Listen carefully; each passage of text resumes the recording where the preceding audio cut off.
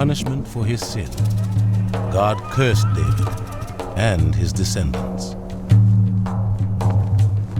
For this, your household shall never be free of the sword. You have worked in secret, but I shall work for all Israel to see. In his later years, David would be betrayed by his favorite son and grow to be a frail and lonely old man.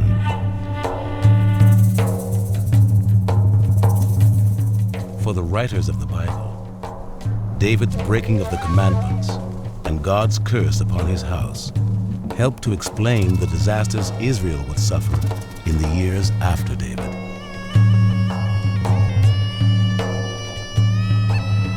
The Bible says, and the archaeological record confirms, that in 720 BC, the Assyrians conquered the northern 10 tribes of the Israelites and deported them to the far-flung reaches of their empire.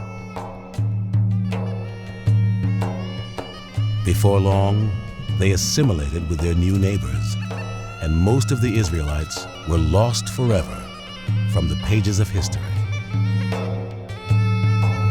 Soon after, the Assyrians began to threaten the last remaining tribe of the Israelites, Judah.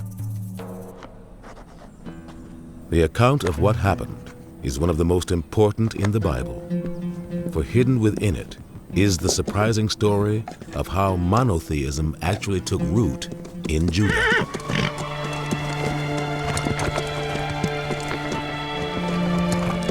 In 640 BC, the land of Judah was ruled by King Josiah.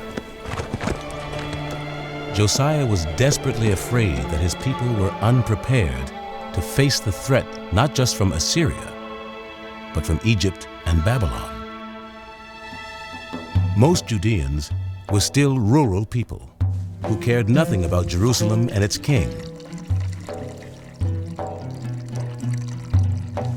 They also knew little about Israel's covenant with the one God. In fact, many Judeans appear to have worshipped a goddess named Asherah, who they believed was the God of Israel's wife.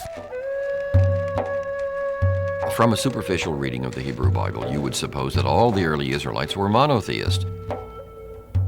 Most archaeologists and most biblical scholars now believe, however, that monotheism was a very late development and perhaps did not emerge full-blown until after the fall of Jerusalem in the early 6th century. So, most of the early Israelites were polytheist.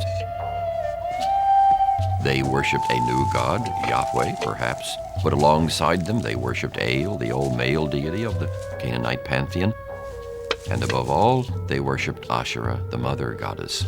We now know that. This is very disturbing to many people, but God had a lady friend.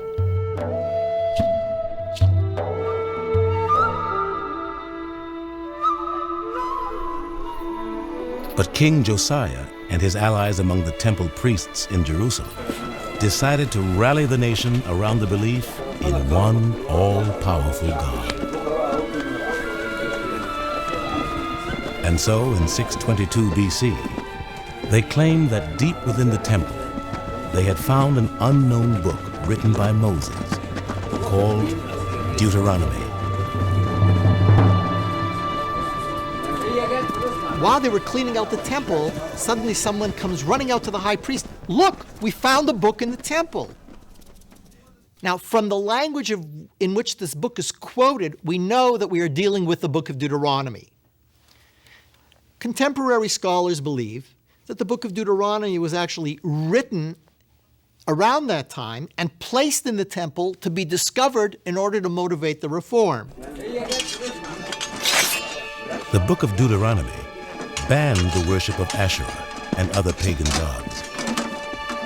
Even more important, it said that Yahweh himself could only be worshipped at the temple in Jerusalem. And so, according to the Bible, Josiah sent his troops to the mountaintops, where Israelites had been making sacrifices for centuries. Josiah destroyed all the shrines on the high places which the kings of Israel had built to provoke Yahweh's anger. All the priests of the high places who were there, he slaughtered on the altars. And on those altars burned the human bones.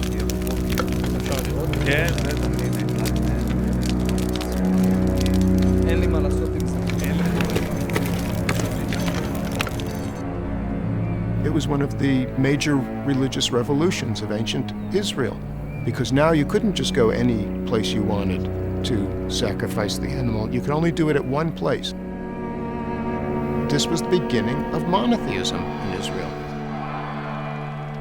The archaeological record and the biblical record itself attest to the fact that monotheism didn't catch on overnight.